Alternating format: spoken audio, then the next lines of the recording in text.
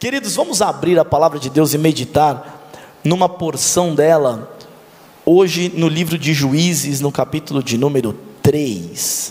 Juízes, capítulo de número 3.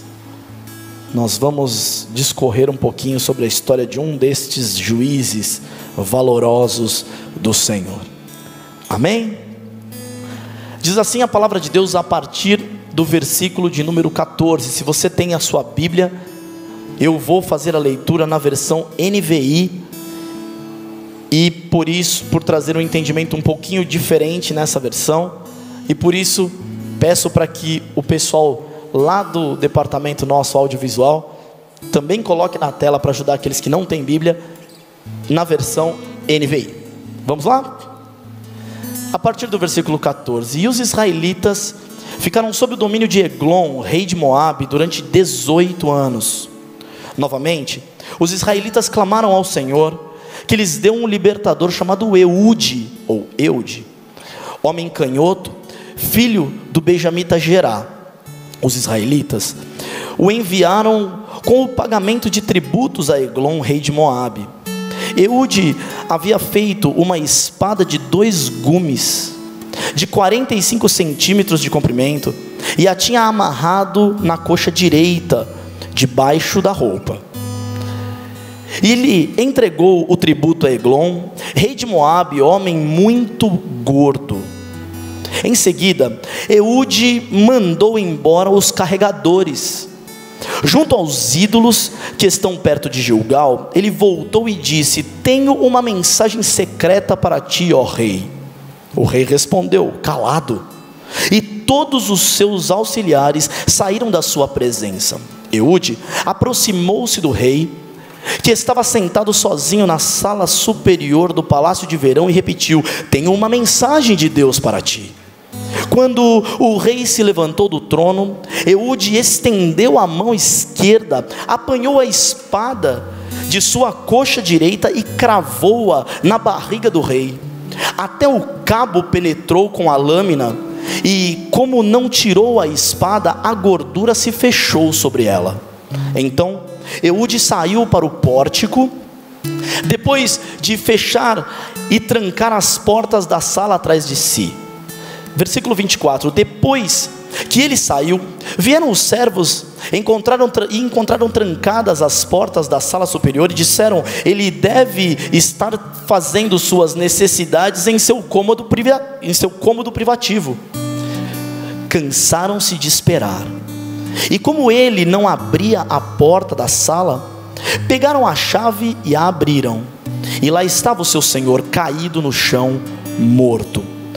Enquanto esperavam, Eude escapou, passou pelos ídolos e fugiu para Seirá.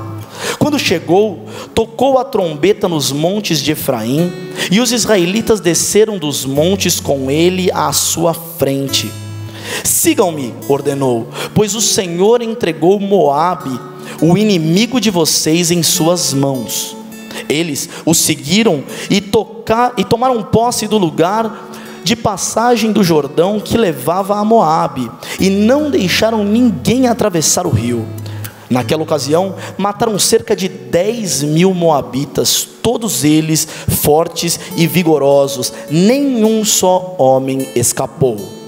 Naquele dia, Moabe foi subjugado por Israel, e a terra teve paz por 80 anos. Feche os seus olhos. Pai, eu te peço que me uses com essa palavra, Senhor, que o Senhor colocou no meu coração para compartilhar com os meus irmãos e juntos tirarmos aprendizados a respeito do que o Senhor tem para nós. Ajuda-nos, instrui-nos, se conosco, é o que te pedimos em nome de Jesus, amém. Uma leitura um tanto quanto longa, de uma história diferente, especial, e que eu não sei se todos já conheciam, mas é uma história pouco contada nas escolas bíblicas dominical para as crianças. Eu confesso que acho essa história muito interessante, mas talvez pelo seu teor um tanto quanto sanguinário, ela é um pouco evitada. Mas é uma história de libertação.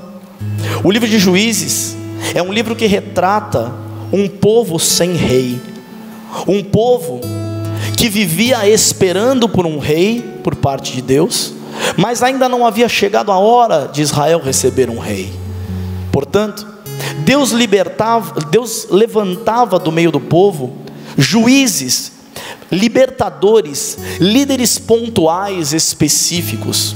Mas acontecia que o povo, diz a Bíblia, fazia o que era mal aos olhos do Senhor, e então eles caíam mais uma vez nas mesmas questões. Deus os entregava nas mãos dos inimigos, e eles sofriam por muitos anos, até que de tanto clamar, Deus se levantava diante do povo, e levantava um novo libertador.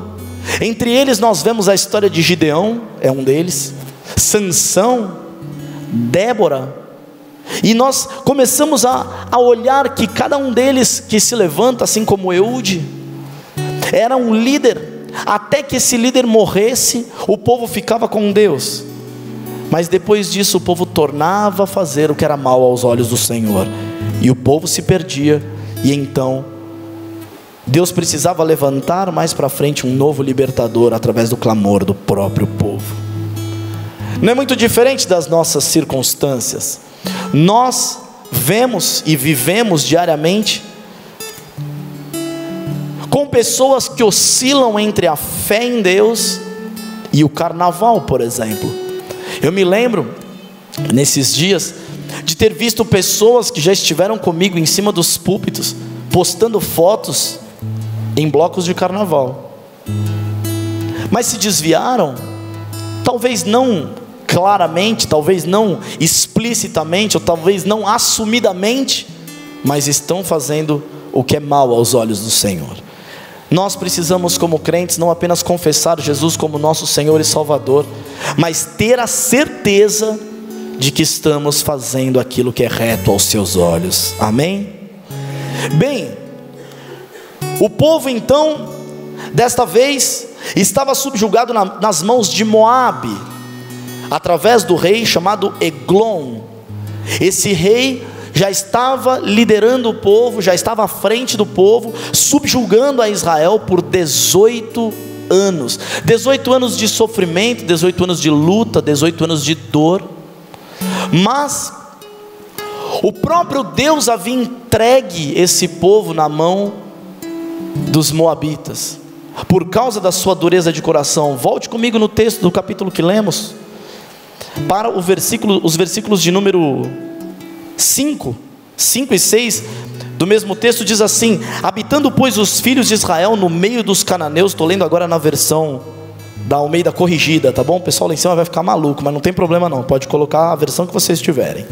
Habitando pois os filhos de Israel no meio dos cananeus e heteus e amorreus e ferezeus e heveus e jebuseus, tomaram de suas filhas para si mulheres, e deram os filhos deles às suas filhas, e serviram a seus deuses. Versículo 7: e os filhos de Israel fizeram o que parecia mal aos olhos do Senhor, e se esqueceram do Senhor seu Deus, e serviram aos Baalins e a Astarote.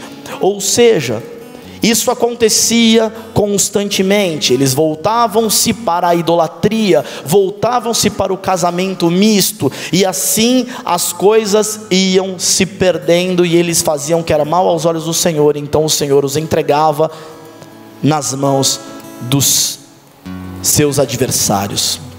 Desta vez, Eglon é o rei dos moabitas, um homem muito gordo. E Deus levanta no meio do povo dele alguém muito peculiar. Eu te pergunto, o que tinha Eude de tão especial? Nós vemos que ele teve uma estratégia, mas qual era a característica de Eude?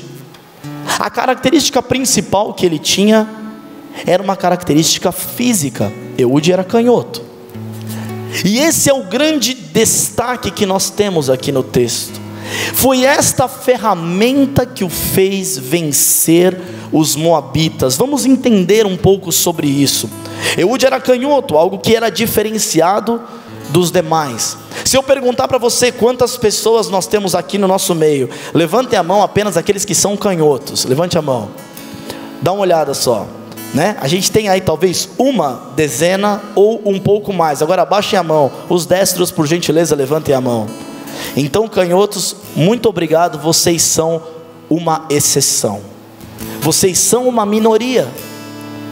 Isso não quer dizer que isso seja ruim ou seja bom, mas é uma característica diferente dos demais e que te coloca num grupo seleto. Outras características existem e que separam você da maioria para a minoria. E eu quero fazer uma afirmação hoje, dizendo que Deus sempre vai colocar em nós algo especial que nos incluirá em um grupo seleto de pessoas. Você tem alguma grande virtude, algo muito diferenciado na sua vida que talvez você nem conheça, nem saiba ainda, mas Deus faz cada um de nós com alguma peculiaridade, com alguma característica que nos coloca dentro de uma minoria, para nos tornar especiais, para nos tornar valorosos. Veja, ter uma característica física te faz diferente, e algumas das características físicas que alguns têm, o colocam dentro de uma minoria. São aqueles mais altos do que o normal da população, do que a média normal, ou mais baixos do que o normal da população, ou aqueles que são pessoas que dominam um idioma, por exemplo, já te colocam dentro de uma parcela de minoria. E se o idioma ainda for o idioma desses um pouco diferentes, não, eu falo francês, eu falo inglês, eu falo alemão, não, eu falo um dialeto da África, eu falo uma língua específica de um país pequeno, te coloca ainda numa minoria ainda mais seleta. Ter um talento musical, um talento esportivo, um talento culinário, te faz diferente dos demais. Ter uma habilidade científica, ou mesmo ser uma pessoa criativa, te coloca dentro de uma minoria. Mas há muitos que possuem essas características ou estas habilidades e nem sequer as conhecem. Há pessoas que possuem habilidades e as querem utilizar na igreja, e por muitos anos a pessoa tenta cantar no coral, porque ela acha que a habilidade dela está em cantar, mas irmão, aquela pessoa não sabe dar uma nota nem com a ajuda de mais uns 3, e a pessoa se esforça, mas se ela um dia parar para prestar atenção nas suas características, de repente, ela vai descobrir que cantar não é com ela, mas que ela é uma ótima pessoa para pregar. De repente não é a pregação, mas pode ser a culinária, então ela pode ajudar na cozinha da igreja, ou mesmo fora. De repente no seu dia a dia, no seu trabalho, ela está insistindo em fazer ali um curso de contabilidade, porque ela trabalha numa empresa de contabilidade, mas ela não se dá bem com números, mas ela insiste, até o dia que de repente ela vai fazer um passeio, e ela descobre, brincando com seus filhos num piquenique, que ela começa a ensinar a respeito das plantinhas, e ela começa a ensinar para os seus filhos. O marido dela olha e fala: mas onde é que você aprendeu isso? Eu li quando eu era criança, nunca mais eu esqueci. E de repente ela descobre que a característica dela é na área de botânica, e que ela, investindo nessa característica, pode ir muito longe, porque Deus a dotou de uma característica específica nessa área. Portanto, nós precisamos buscar, em primeiro lugar, saber quais as características que Deus nos dotou de maneira especial. Então, conheça bem as ferramentas e habilidades que Deus te deu. Mas talvez a habilidade que eu tenha não se encaixe dentro de algo que eu espero para a minha vida. E por que não? Pastor, eu tenho habilidade de mexer com materiais recicláveis. E como eu posso fazer com que isso me faça alguém diferenciado? Então você começa a pegar e falar assim: Deus, eu não tenho nada, eu não sei cantar, eu não sei pregar, eu quando estudo eu tento prestar um vestibular, eu não consigo, mas eu trabalho muito bem com trabalhos manuais e é a única coisa que eu sei fazer. E aí você vai orando e vai pedindo para Deus: Deus, então se o Senhor me dotou dessa característica, me capacita, me faz alguém capaz de ir além dentro dessa característica que eu mesmo considero tão simples. E então Deus começa a desenvolver em você uma capacidade de fazer com que aquilo se transforme em arte. E quando você menos esperar, você vai estar dando palestras sobre artes plásticas, porque você começou fazendo com algo tão simples. E Deus começa a te usar e levanta o seu nome e te faz uma pessoa reconhecida de uma maneira ímpar entre muitos. Deus dota cada um com uma característica especial. Eude conhecia a sua característica e soube fazer um bom uso dela. Ele então decide aperfeiçoar essa sua característica. Então, em segundo lugar, quando você, a partir do momento que conhecer a sua característica, aperfeiçoe essa sua habilidade. Da mesma forma que eu disse, existem pessoas que não conhecem as suas características, mas existem aquelas que as conhecem, mas não dão a menor bola para ela. Ah, pastor, o que eu sei fazer é limpar, o que eu sei fazer é cozinhar, o que eu sei fazer é algo que eu não consigo enxergar dentro do reino ou dentro do meu próprio trabalho. Então peça para Deus para que você consiga aperfeiçoar as suas características. O que tem de tão especial em Deus levantar um libertador simplesmente por ele ser canhoto? Eude então entende a sua característica e decide mandar fazer uma espada menor, uma espada de 45 centímetros, mas uma espada pronta, uma espada boa, uma espada afiada e com 2 fios, uma espada que cortava de ambos os lados, uma espada de 2 gumes. E então ele sabia que a característica dos demais soldados era sempre de manter as suas espadas na perna esquerda, para que com facilidade eles pudessem a desembainhar com a sua mão direita e então mostrar essa espada e usá-la quando necessário. Mas Eude pensa: se eu pegar a mesma espada grande e entrar no palácio, eu com certeza vou ser revistado, e essa espada vai ser tomada de mim para que eu tenha acesso até o rei. Então ele prepara a estratégia e faz uma espada boa, mas uma espada pequena. Diz a Bíblia que ele a coloca na perna contrária, e eu não imagino que isso foi uma estratégia, mas foi até uma característica, porque ele era canhoto. E a Bíblia diz que ele a coloca cingida por entre as suas vestes. Ele não vai lá com a espada na bainha, ele não vai lá mostrando que está armado, mas ele esconde a sua arma. Mas ele não fica apenas nisso, ele organiza o pagamento de tributos e vai conduzindo a comitiva de carregadores, levando as preciosidades para o rei. Então ele é anunciado, alguém vai, chama e diz assim: rei, nós vamos receber agora a comitiva dos israelitas que estão trazendo o pagamento dos seus impostos desse ano.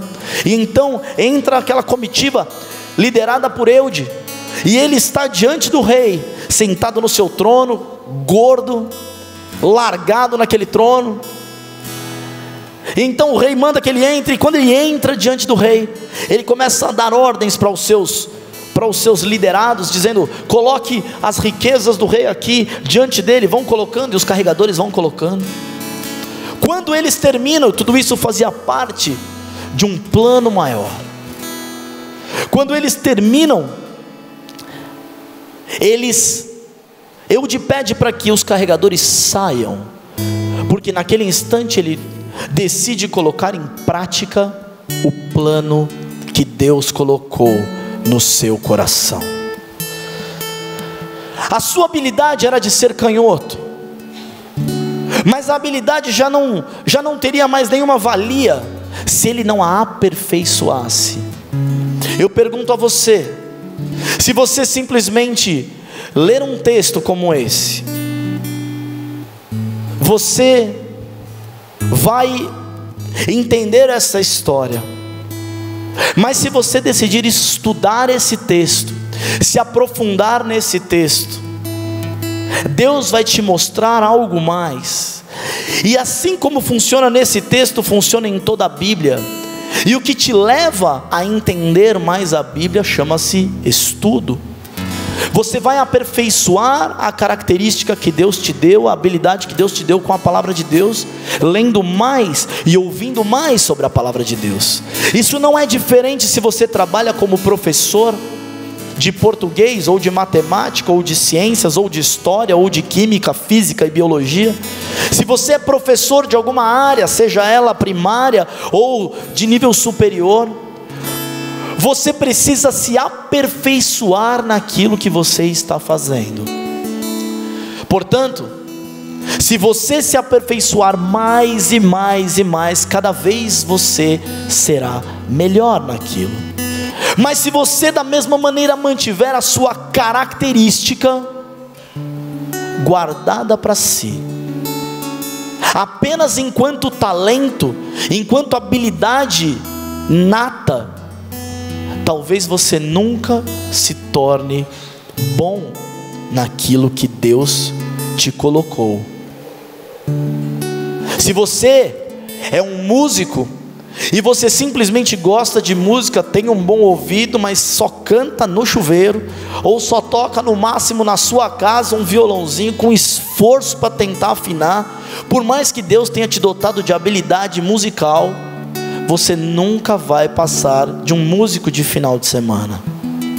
Mas se você se esmerar, for para um conservatório, fizer aula, se empenhar, aprender a leitura das pautas musicais, das partituras musicais, e entender um pouco mais sobre essa característica, você tem habilidade para se tornar o melhor naquilo que faz. Isso funciona em qualquer área da sua vida, e esse é o foco principal desta minha mensagem. Eu quero que você entenda que Eude era canhoto, como uma minoria da igreja também o é. Mas eu pergunto, será que você teria a mesma condição de se tornar um libertador como Eude se tornou para o povo de Israel após 18 anos sob o domínio dos moabitas, simplesmente porque Deus te dotou da mesma característica de ser canhoto que Eude tinha? Ou algo vai além disso? Eude não era apenas um homem canhoto, mas ele decidiu aperfeiçoar as suas habilidades. Meu irmão, quando você se dirigir a algo muito importante que você precisa fazer, prepare-se para aquele momento. Quando você tiver uma entrevista de emprego, coloque a sua melhor roupa, prepare o seu linguajar, imagine as perguntas que vão ser feitas, treine na frente do espelho se for necessário, mas apresente-se da melhor forma. Nunca diga eu sou capaz, nunca diga eu sou um excelente profissional e simplesmente pelo meu jeito e pela minha maneira de falar eu vou ser contratado, mas sempre se coloque um passo atrás, sabendo que quanto mais você se prepara, mais você precisa se preparar para estar realmente pronto e seguro na hora de usar as habilidades que Deus te deu. Existe uma grande diferença entre pegarmos a nossa qualidade inata e simplesmente orarmos a Deus e dizermos: Deus, me usa, e nós pegarmos a nossa qualidade inata, aperfeiçoarmos essa qualidade e colocarmos diante de Deus e dizermos: Deus, debaixo deste esforço, deste trabalho, desta etapa que eu cumpri até aqui, e debaixo da tua graça, eu quero que o Senhor me use. Quando nós entregamos nas mãos de Deus as nossas características, mas cumprimos a nossa parte, Deus age. Um dia desses o meu filho chegou para mim, Gabriel, e falou assim: pai, eu não vou estudar para a prova, eu já orei. Eu falei: filho, então você aproveita e inclui na sua oração o consolo, para que quando você tirar uma nota baixa, Deus não te faça chorar. Aí ele ficou olhando para mim assim: mas não é só orar? Eu falei: onde você leu isso? Não, a gente tem que confiar em Deus, não tem? Eu falei: tem, mas a parte de Deus Ele vai fazer, e você vai fazer a sua parte, porque senão a sua nota vai vir muito bonita, e no lugar do seu nome você vai ter que escrever Deus, e eu preciso que você seja aprovado e não Deus. Então Ele vai ajudar você a ser aprovado, mas você precisa fazer a sua parte. Há muitos crentes que não oram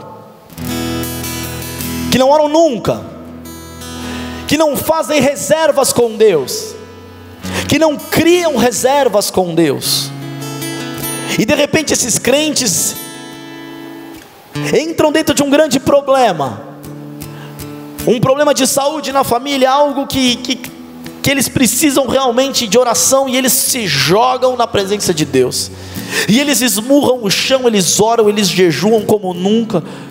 Toda aquela etapa, todo aquele jejum atrasado de anos, eles querem tirar em uma semana. Então o cara fica uma caveira, ele não come, ele não bebe água, ele não dorme, ele só ora, ele anda na rua orando, ele chega em casa, ele ajoelha e ora, ele quer andar de joelhos. Um dia desses eu estava aconselhando uma moça exatamente nessas características.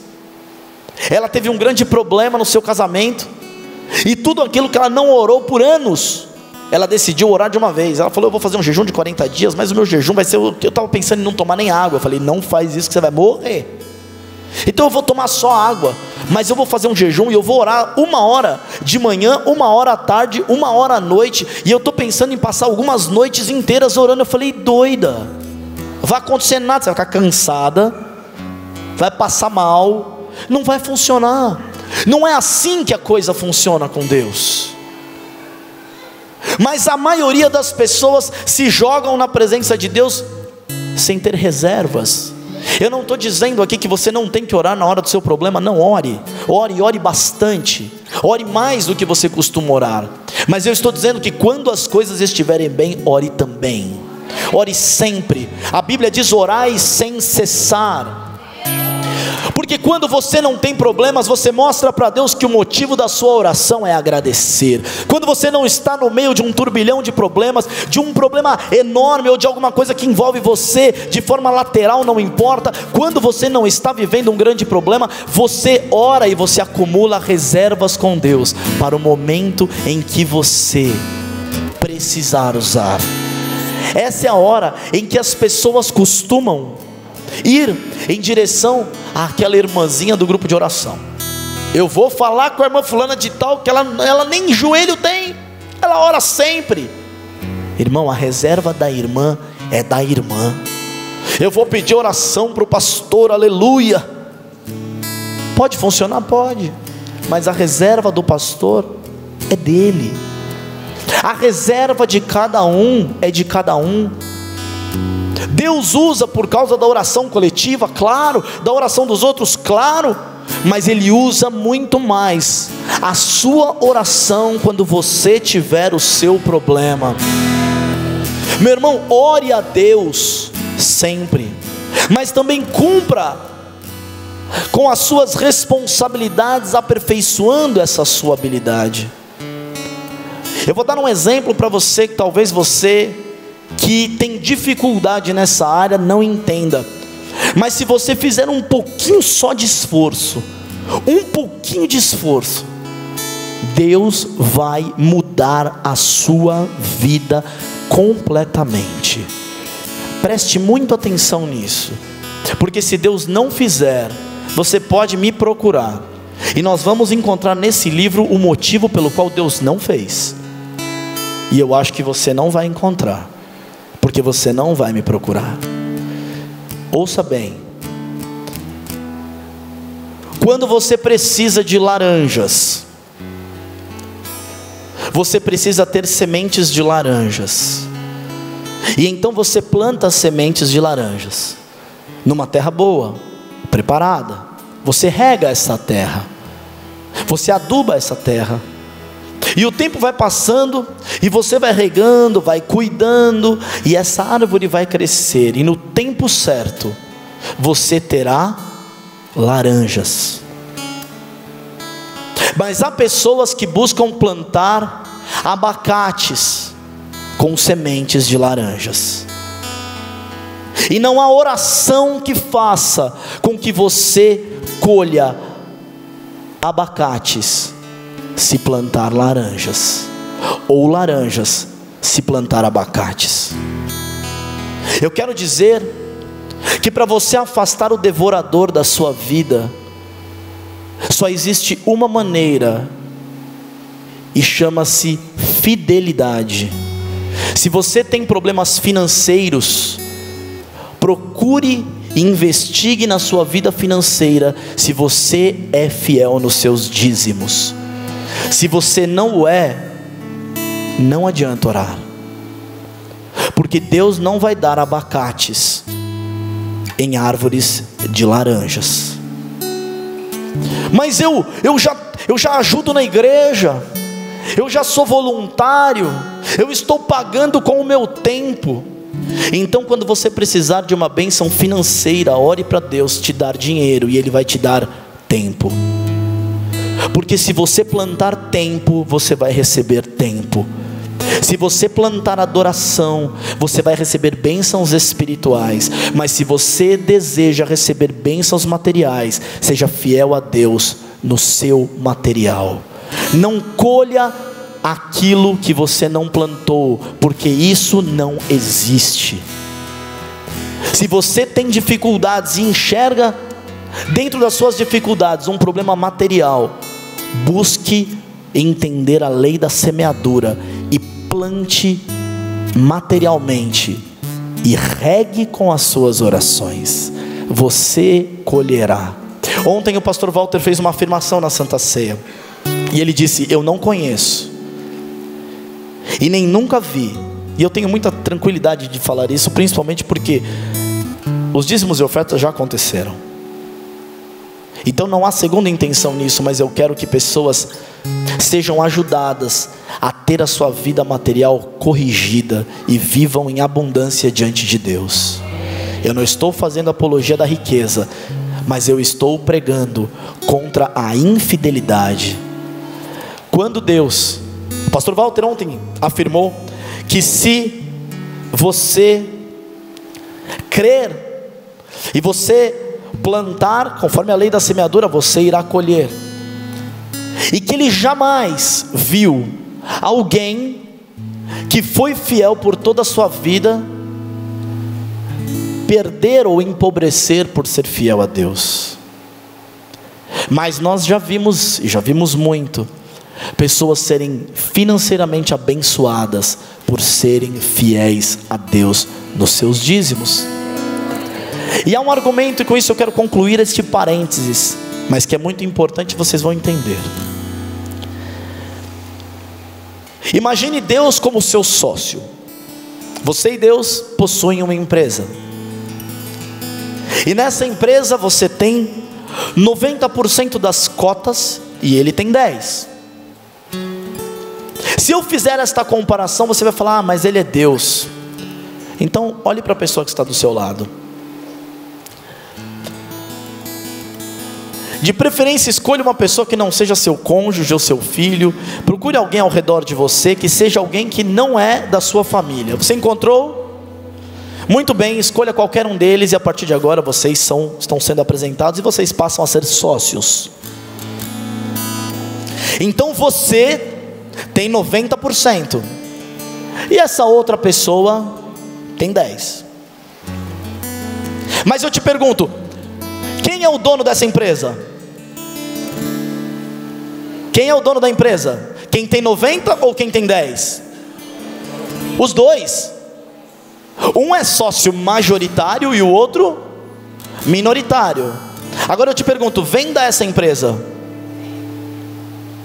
Se o seu sócio minoritário discordar, você consegue? Decida então arrendar a sua empresa. Se o seu sócio minoritário discordar, você consegue? Então vamos fazer uma mudança. A empresa é uma empresa na área siderúrgica, e você cansou, porque não está dando certo isso, e você resolveu pegar todo aquele teu material industrial e mudar para a área só comercial. Agora você importa material e exporta dentro daquelas características. Você compra, vende para fora, compra material e revende dentro do seu país, e o seu sócio não sabe. Isso é possível? Como é que vai funcionar a contabilidade dessa empresa em que os dois sócios não se entendem? Então você decide que a empresa vai mudar de área, e de repente melhora, e você passa a ter um faturamento bom, e você não falou nada com seu sócio, mas ele sabe de tudo e permaneceu calado. Sabe da sua improbidade, sabe do seu erro e permaneceu calado. Afinal de contas ele é minoritário. E então vem os dividendos, chega o fim do ano, e quando você faz todo o seu pagamento, sobra o lucro. E o que você faz com aquele lucro que sobrou? Você põe no bolso e vai embora. E o seu sócio continua ali, olhando para você e esperando a parte dele, mesmo que pequena. E eu te pergunto, se você puser o dinheiro do seu sócio no bolso, for embora, o que você fez? Eu não ouvi. Você pode falar mais alto? Olhe de novo aí para o seu sócio. O que você deve para ele? Primeiro um pedido de desculpas, né? Dá para pedir desculpas para o seu sócio aí? Eu vou pedir para os sócios agora perdoarem, viu?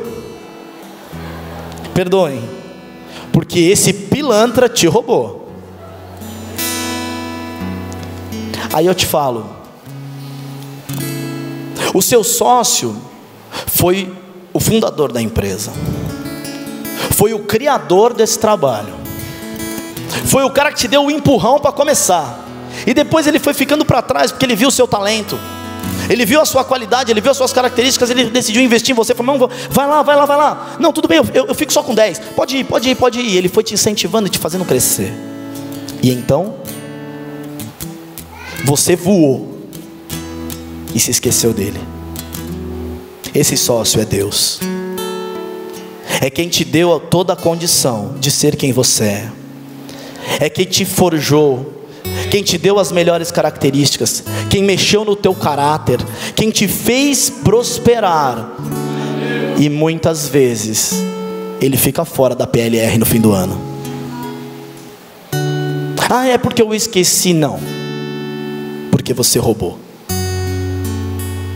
Porque com um sócio que está no banco do seu lado, você não esqueceria. Esqueceria? Em um sócio humano seria possível esquecer. Mas eu nem perguntei, você sabe se ele é rico? Você falou que você estaria roubando sem saber a condição financeira dele. E se ele é rico? Então não use esse argumento com Deus dizendo, mas ele já tem todo o ouro e toda a prata, ele não precisa só desses meus 10% que são tão pouco. Porque o nosso raciocínio não é um raciocínio humano. Nessa hora a gente decide dizer, o que é meu e o que é seu também é meu. E nós nos apropriamos indevidamente de algo que nunca nos pertenceu. Se você deve impostos, isso é apropriação indébita. Se você deve a um sócio, isso é crime. Se você deve a Deus, é exatamente a mesma coisa. E a Bíblia diz, por que me roubais nos dízimos e nas ofertas? Eude usa esse pretexto para pegar os impostos que não eram deles. E a Bíblia não fala que após a tarefa que ele desempenhou, ele teria levado de volta consigo todos aqueles impostos. Não, os impostos eram devidos, foram levados e lá foram deixados entre os moabitas. Aquilo que era legal deveria ser feito, e eles fizeram da forma correta. Mas depois do pagamento, ele dispensa todo o povo, todos aqueles seus carregadores, vira para trás e diz assim: rei, eu tenho uma palavra de Deus para te trazer. E naquela hora o rei fica extasiado e diz para ele: fica quieto, não fala para ninguém, fala só para mim. E entra com ele numa sala e fecha a porta. E diz para ele: me conte. E então, naquele momento em que ele está diante do rei sozinho, ele coloca o seu plano em prática, usando toda a habilidade que ele teve para chegar até ali. Ele tira aquela pequena espada, crava no ventre do rei. Diz a Bíblia que o rei era tão gordo que a gordura engoliu a espada para dentro do próprio rei, ao ponto de esconder o cabo da espada. E aquele rei cai morto naquele lugar. Eude então sai, tranca a porta e vai embora. E os soldados, quando vêm saindo, eu creio que tenham imaginado, ele já terminou de entregar a palavra, vamos lá falar com o rei. Então eles vão até a porta, e quando eles abrem, a porta está trancada, eles não conseguem entrar. E eles começam a conjecturar entre si o que o rei pode estar fazendo. E um deles diz: com certeza ele deve estar no banheiro, deve estar na sua sala privativa. É no banheiro. Algumas versões dizem exatamente isso, que ele estava no banheiro. E eles continuam ali confabulando e esperando, e demora, e o tempo passa, e eles começam a falar: mas está demorando muito. Até que um tem a brilhante ideia de falar: pega uma chave reserva, vamos entrar, para ver se aconteceu alguma coisa. E quando eles entram, o rei está caído, morto. Quando isso acontece, Eude já está longe dali, porque ele colocou em prática o plano baseado na característica que Deus deu a ele. Mas a principal característica dada por Deus a Eude não era a de ser canhoto, e sim a característica de ser destemido. Ele entra, ele pede para que todos saiam, ele vai diante do rei, mata o rei, fecha a porta, sai. Diz a Bíblia que quando ele se encontrou já fora do palácio com os demais soldados israelitas, eles desceram juntos e ele foi à frente até um determinado lugar na margem do Jordão. E quando eles começaram a receber os soldados moabitas que vinham por causa já da morte do rei, eles mataram um a um, até matarem mais de 10.000 homens. Diz a Bíblia que nenhum deles saiu de lá com vida. Determinação, aperfeiçoamento da sua característica. Agora eu te pergunto: se Deus pegou um homem canhoto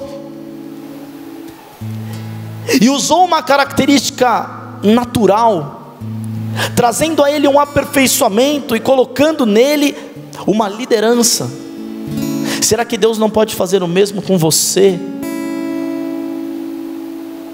que é criativo, com você que é talentoso com a música, com você que é uma excelente pessoa com números, com você que é bom na área das ciências médicas, com você que tem muita paciência para lidar com crianças, com você que tem características muito especiais para liderar pessoas, para gerir pessoas? Será que se você colocar estas características diante de Deus e as aperfeiçoar, usando de fidelidade para com Ele, usando de algo destemido para com Ele, Deus não pode te usar? E eu volto à minha primeira afirmação, dizendo que Deus jamais cria alguém sem lhe dar uma característica que o torne especial entre uma minoria. Qual é a sua característica? O que Deus tem feito com você? Será que você é daqueles que está se perguntando assim: Deus, eu não sei qual é o meu real talento? Eu achava, já nesta altura da vida, que eu era bom numa determinada área, mas a minha empresa não vai para frente, mas as coisas não acontecem, mas a minha vida não prospera, mas eu não consigo dar um passo além, eu estou sempre ali de uma maneira mediana. O meu trabalho parece que vai crescer, aí eu perco clientes, aí eu conquisto novos contratos, aí eu perco outros, e eu estou sempre patinando. Será que na minha área de atuação eu tenho falhado? Será que realmente esse é o meu talento, é a minha característica? Ou será que eu tenho falhado em alguma área? Tem faltado aperfeiçoamento? Tem faltado esmero? Ou será que o Senhor tem alguma característica específica que ainda não me revelou? E eu preciso ir além contigo. Eu preciso encontrar o que falta de especial entre as minhas características, aquele ouro que o Senhor plantou no meu coração, dentro de mim, para que eu possa usar, e para que eu possa ver o meu trabalho florescer. Seja ele o trabalho para Deus, seja ele um trabalho voluntário, seja ele um trabalho no meio da sua família, ou seja ele um trabalho profissional. O que falta? Qual a característica que Deus te deu e você ainda não notou? Ou qual a característica que você já encontrou, mas ainda não conseguiu aperfeiçoar como queria? O que faltou? Faltou tempo? Faltou estudo? Faltou um esmero? Faltou vontade? Paciência? Faltou dinheiro? Deus, o que foi que faltou na minha vida para que eu pudesse fechar estas características, essa condição dada por Ti, para que eu pudesse voar? Hoje eu tive o prazer de ler na internet um texto muito especial, que me fez muito bem. Simples, mas me fez muito bem. Ontem nós consagramos um garoto aqui, um jovem chamado Fernando. Ele foi consagrado ao presbitério. Ele estava comissionado na nossa igreja do Cambuci, atendendo, servindo a Deus ali no Cambuci, já há algumas semanas. E ontem o pastor Walter decidiu separá-lo, decidiu consagrá-lo ao presbitério. E ele postou um texto muito sincero. Disse que desde os 17 anos ele sonhava com isso. O Fernando deve ter uns 28, 30 anos por aí, né? E menos um pouco. E aí ele disse que em todos esses anos de crente que ele tinha, ele sempre levou essa palavra como o único plano dele. Ele não tinha outro plano. Um dia Deus tomou alguém, profecia, e disse assim: você vai ser um servo de Deus, você vai ser pastor. E ele acreditou 100% naquilo, abraçou aquilo, e ele não tinha plano B. Falou: bom, se não der para ser pastor, sei lá, vou ser médico, eu vou fazer uma faculdade, vou ser advogado. Não teve plano B. Ele abraçou aquilo e foi fazer o ID. E eu me lembro que há alguns anos atrás ele me mandou uma mensagem no celular, dizendo assim: olá, pastor Ricardo, eu pedi o seu telefone para o pastor Jairson. Ele era ovelha do pastor Jairson, em Jardim Belmonte. Expliquei o motivo, e aí então ele me deu o seu telefone, e eu decidi mandar essa mensagem para o senhor para dizer o seguinte: eu sonho em ser pastor. Era um garoto ainda. Eu sonho em ser pastor.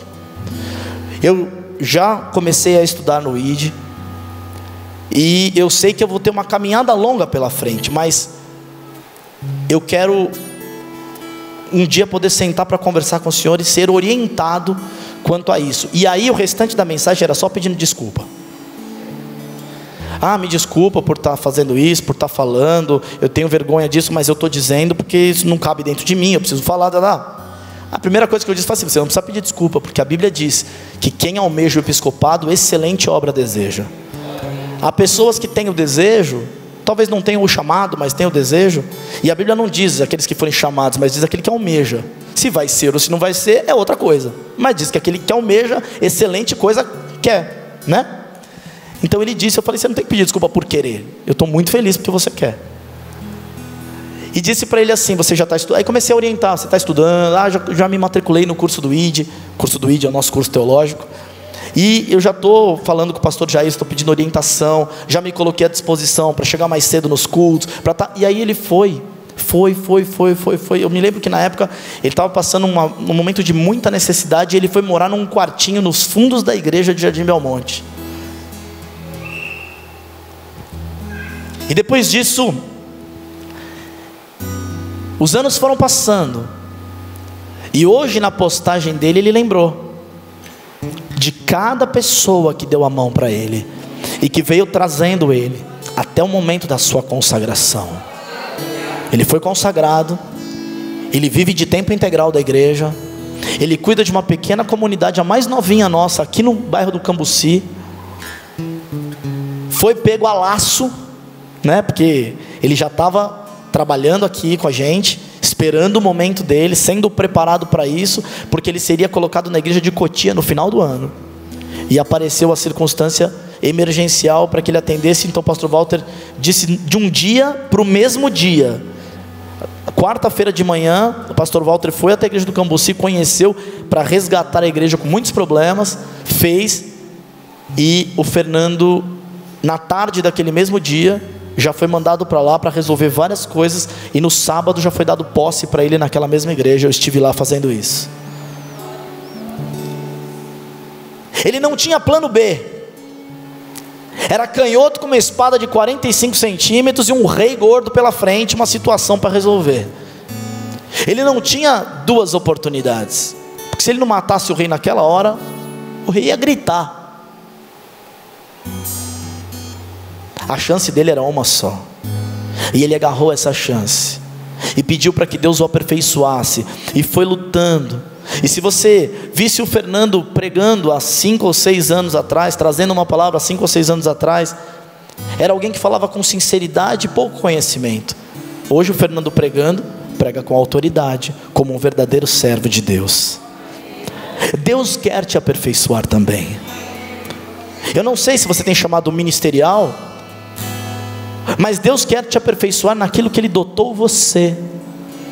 Se é na sua área, se você é médico, Ele quer te fazer o melhor médico, e dotou você com alguma coisa especial, alguma coisa incrível que você tem dentro de você. Se você trabalha como professor, Deus quer te fazer o melhor professor. Se você é engenheiro, Deus quer te fazer especial na sua área.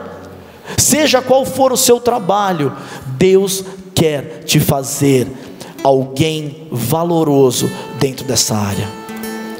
Mas talvez, como eu disse, você esteja enfrentando um momento de dúvidas, de dificuldades, e eu quero orar por você nessa noite, mas eu não quero te expor, porque talvez você mesmo não tenha assumido isso, nem dentro da sua casa, mas você está lutando, dizendo: Deus, eu me preparo tanto, mas será que falta algo para que a minha empresa prospere mais, para que eu tenha mais alegria no meu trabalho, para que o meu meio de trabalho aconteça de uma maneira melhor, para que eu seja mais valoroso naquilo que eu tenho feito.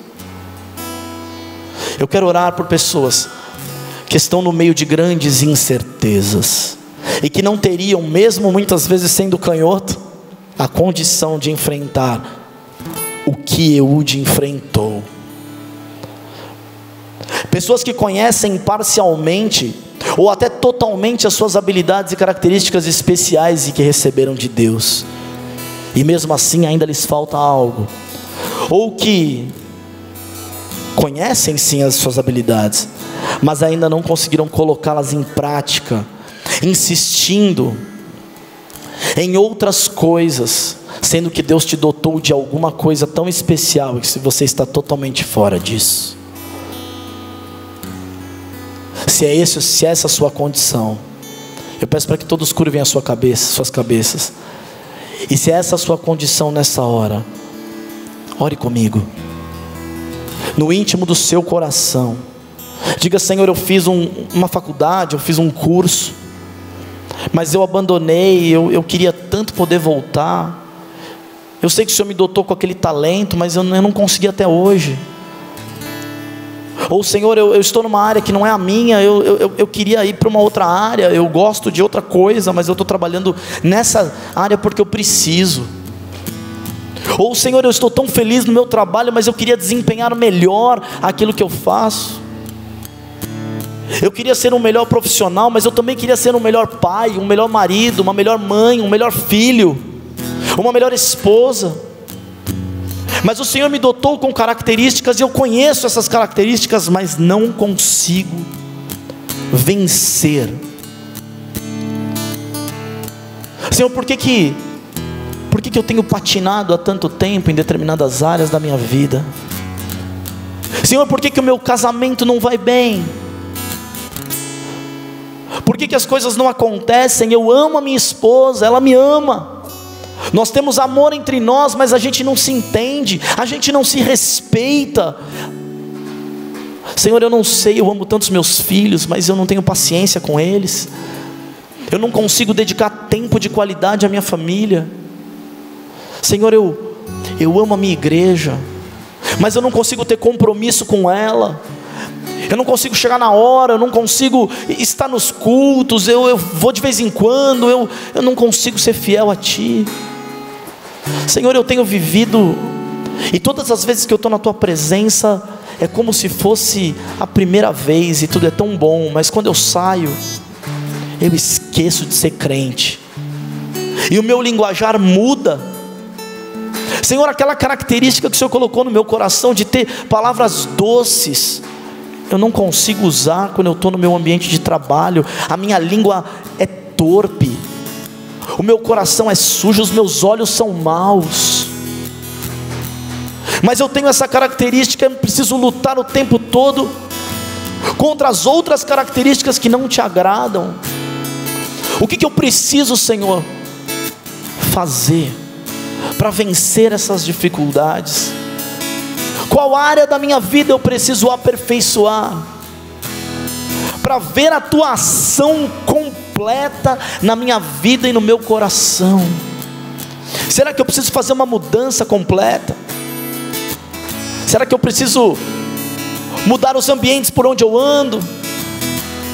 Será que eu preciso mudar as minhas características como pessoa, o meu jeito de andar, o meu jeito de agir, o meu jeito de falar, o meu jeito de vestir?